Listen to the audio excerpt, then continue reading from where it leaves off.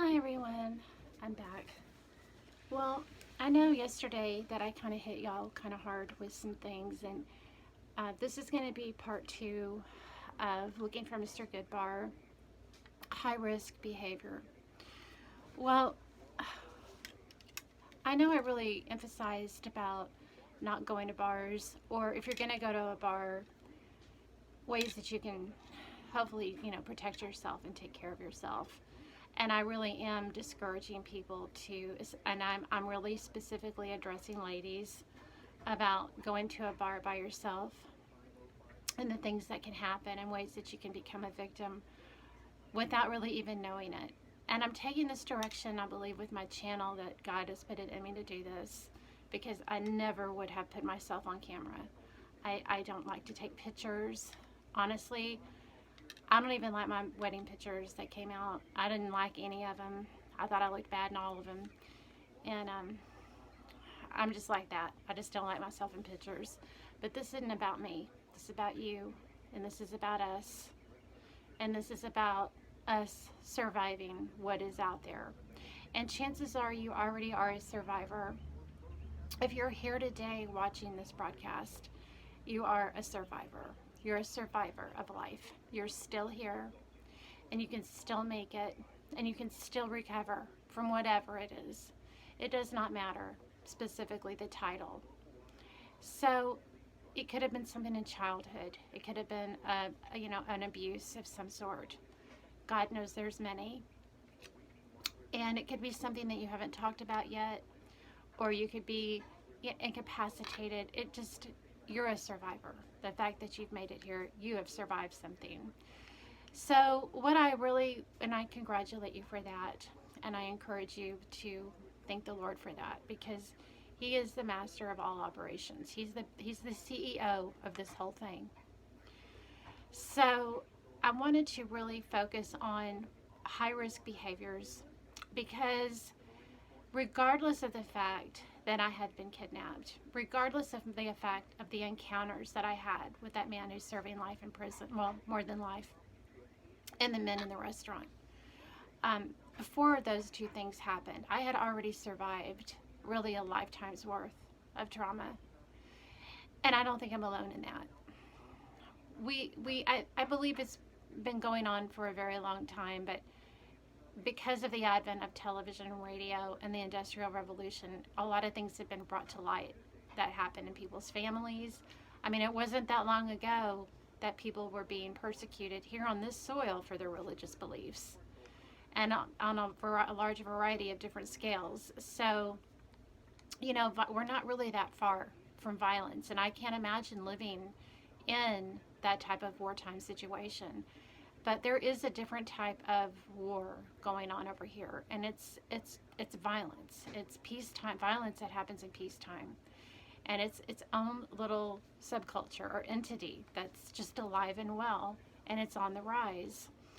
I looked at some of the crime stats, which sometimes I put faith in, sometimes I really don't, but I do to a degree. I mean, it's a barometer, and I am just shocked at what I'm seeing coming out of New York, Atlanta, Detroit, California, Oregon, right, in Texas, and it's just it's on the rise for a reason, and people are suffering, and I pray for everybody. I pray for the world. That's the only thing I know to do, is to pray for the world. So after the assault, you would think, and that break-in at the restaurant, you would think that a person would be so insular that they could never be a victim again. You would think, and chances are, no matter what you've been through, you've been the victim of some kind of bizarre incident. Well, high risk behavior, and I'm going the long way around the barn, I'm going to give you an example of something that I did that I should not have done. And the reason I'm going to tell you this story is because I think we can all relate to the heartstrings. I learned that in my self-defense class, that when perpetrators would like to play on your heartstrings. And women and men both are extraordinarily susceptible, can be in that manner, and then some are way more savvy and can see that stuff coming a mile down the road. I'm not one of those people. I wasn't one of those people. To some degree I was, but not really. I mean, I really trusted, kind of was one of those that still, after all of that, trusted way too much. I just trusted people. I do trust people. Not so much anymore. Way not so much anymore, but I did. So one time I was driving home from work. I was going down the street in Austin in my car. And there was this girl there. She was standing by herself, and she kind of waved me down. And so I pulled over, but I felt my heart beat, and I felt that alarm go off. And I thought, I don't know. She's not a hitchhiker. She didn't look like a hitchhiker. She looked like she was in distress. So I pulled over, and I rolled down my window, and she said that she needed a ride. Could she get a ride down the street, that she'd had this huge fight with her boyfriend? And, she needed a ride to go just like a mile. There was this cafe that was real famous at the time on the corner. And I thought, well, I'll just take her as far as that goes. I knew I shouldn't have done that. Even though it was a female, I felt sorry for her. So, and I was in Austin, and it was kind of Austin was a real granola place. And at the time, and now I don't think so much anymore, but maybe not. But from what I've seen now, it's been taken over. So I let her in, and we had only gone, this was probably in the evening, we had only gone maybe a quarter of a mile, maybe a half a mile, and I saw this dude standing on the corner. And I knew right away that guy was waiting for, so anyway, let me finish the story. So, sorry. So I slowed the car down where he was, and she said, oh, I think she said, that's my boyfriend. And as soon as she got out of the car, he held onto the car door like he was going to get in. And it was a total setup. It was a total setup. So I just floored it, and my door slammed shut. And it was really close to where my apartment was at the time. It was really close to where I lived. So she, looking down and out and desperate and in distress. Okay, now that happens in the animal kingdom when birds, like a Kildeer, if she senses threat to her babies and her eggs and her nest because they nest on the ground, if you approach that nest, she'll feign a broken wing to ward off, to distract the danger from her eggs, to ensure the survival of her species and have her babies. And I know that from having lived down in the country. We had a lot of Kildeer out there. So in a sense, that's what she was doing. She was really feigning distress. And I fell for it, even though I overrode my default, my hard drive. I overrode it.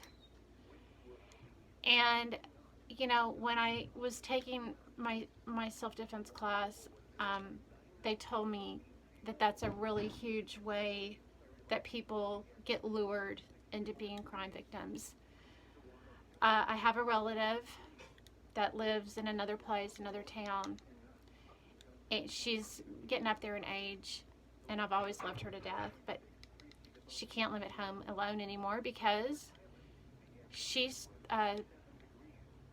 got to talking to a guy in the grocery store parking lot where she lived, and he didn't have any money, and she felt sorry for him, and he followed her to her house. This is happening a lot right now, y'all, and it's only going to get worse. I'm telling you, it is only going to get worse. He followed her to the house, and she gave him some money. I'm sorry, I have to talk with the pillow. She gave him some money, and he would not quit coming around. Then he got to talking, the guy that was coming around got to talking, and another woman started showing up at her house, and she just let her in. Yep, she just let her in. So that has all come to an end now. That's not happening any longer. She's in a safe place now, and she's being looked after. And it doesn't always have to be going to a bar. I have another relative who got followed home from the grocery store in the town that she lived in. And she didn't know how long maybe this had been going on, because she had pulled into the garage at my grandparents' house. And when the garage door, when she was getting out with her groceries, she didn't look around. You know, we all get so comfortable in our areas. There was a guy that came out of nowhere and held her up. And she gave him all the cash she had, and he left. And she didn't call the police or anything like that. But I think this goes on a lot more, y'all, than we know. I know it does. Because people don't report these things because they're embarrassed. They feel stupid, like it was their fault. Like they shouldn't have been so stupid in the first place to have that happen. And I know that feeling very well. You know, how could I be so stupid? How could I be so stupid to put myself in a position where, you know, we don't have eyes in the back of our heads. We just don't. And there really is only so much that we can do. But right now, the level of desperation out there is at such an all-time high that I can feel it. I can feel the energy when I go out, which is rarely, but I do. I do. I know what's going on. I can see it. I know you can too. You know, they're putting the squeeze to us. So, if anything that I can warn you is be wary of people that guilt you, because, you know, you can be taken advantage of financially, and not just at knife point, but it could be someone within your own inner circle that's guilting you and is nickel and diming you to death. And saying no is one of the hardest things in the world to do to people when they're down.